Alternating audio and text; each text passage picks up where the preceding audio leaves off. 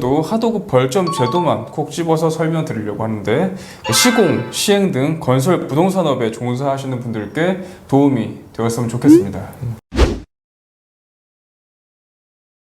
건설 부동산 재개발 재건축 전문 변호사로 활동하고 있는 법률사무소 차율의 고영석 대표 변호사입니다. 네, 이경호 대표 변호사입니다.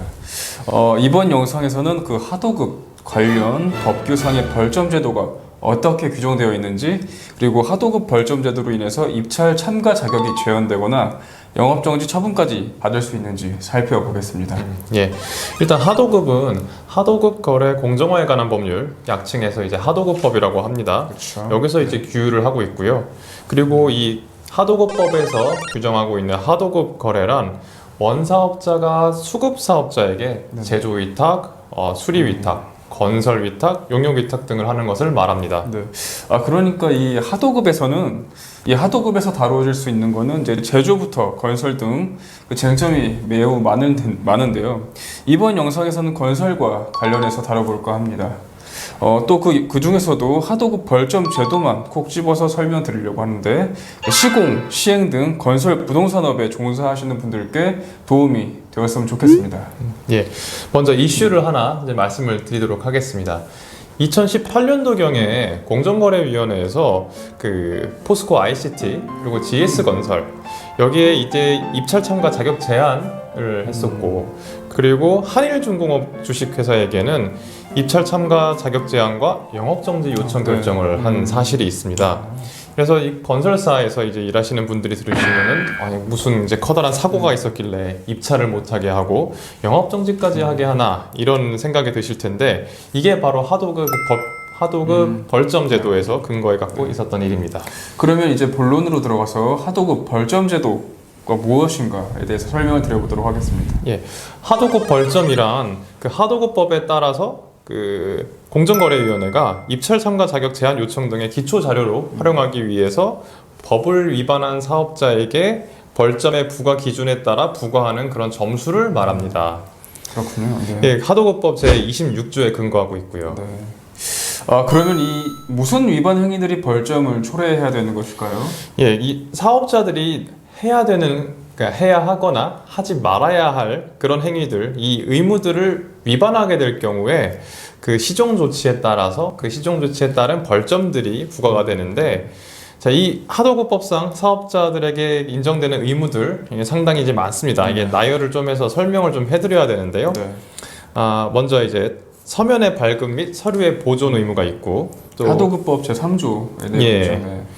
그리고 이제 부당한 하도급 대금의 결정 금지, 하도급 감액의 금지, 네. 공급 원가 등의 변동에 따른 하도급 대금의 조정. 네. 이건 이제 대금에 대해서 감액을 한다거나 대금을 좀 부당하게 결정을 해갖고 손해가 발생할 경우를 방지하기 위해서 그런 게 있습니다. 또 성급금의 지급 의무도 있고요. 네. 하도급 대금의 지급 의무, 건설 하도급 계약 이행 및 뭐 대금 지급 보증. 네네.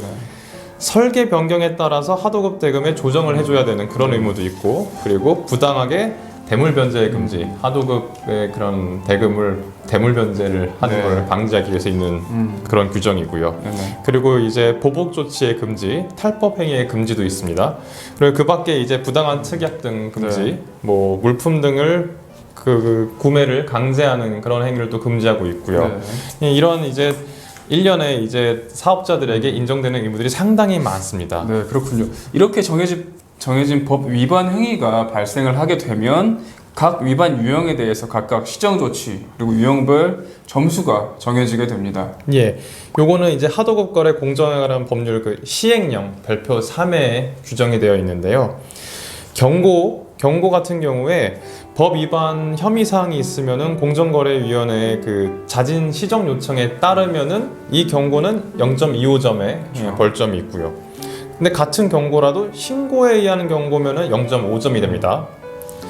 그리고 또 시정 권고는 1.0점, 그리고 시정 명령, 이게 또 두 가지로 나뉘는데 네네. 자진 시정을 하고 재발 방지를 명령하는 경우에는 1.0점인데 네.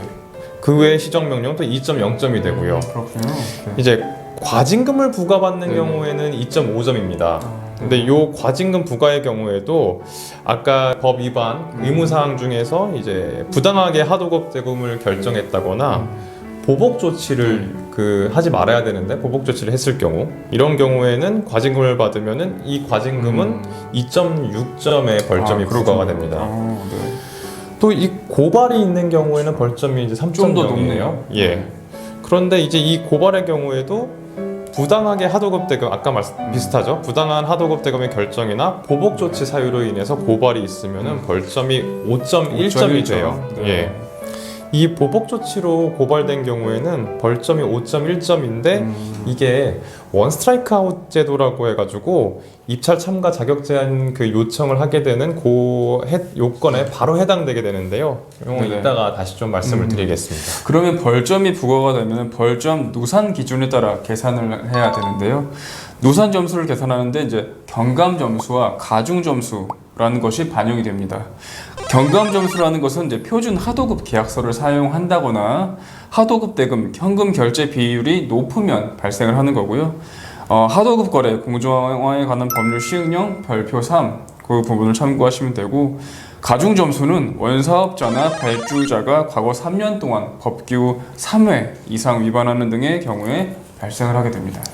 그래서 누산 점수는 과거 3년간 사업자가 받은 모든 벌점을 더한 점수에 해당 사업자가 받은 모든 경감 점수를 합한 점수를 빼고 그리고 모든 가중 점수를 합한 점수를 더하여 결정하게 됩니다. 네, 이렇게 벌점 누산에 따라서 이제 행정 처분이 발생하게 되는데요. 누산 점수 5점 초과 시 공공 분야 입찰 및 참가 자격에 제한이 발생되고, 누산 점수 10점 초과 시에는 민간 및 공공공사의 영업 활동 정지라는 행정 처분이 있을 수 있습니다. 예, 그래서 아까 말씀을 한번 드렸었는데 보복 조치로 고발된 경우 벌점이 이제 5.1점이 됩니다. 이 경우에 공공 분야 입찰 참가 자격 제한이라는 그런 원 스트라이크 아웃의 결과가 바로 발생할 수 있게 되는 것이죠. 지금까지 하도급 관련 법규상의 벌점 제도가 어떻게 규정이 되어 있는지, 그리고 하도급 벌점 제도로 인해서 입찰 참가 자격이 제한되거나 영업정지 처분까지 발생할 수 있다는 점을 말씀드렸고요.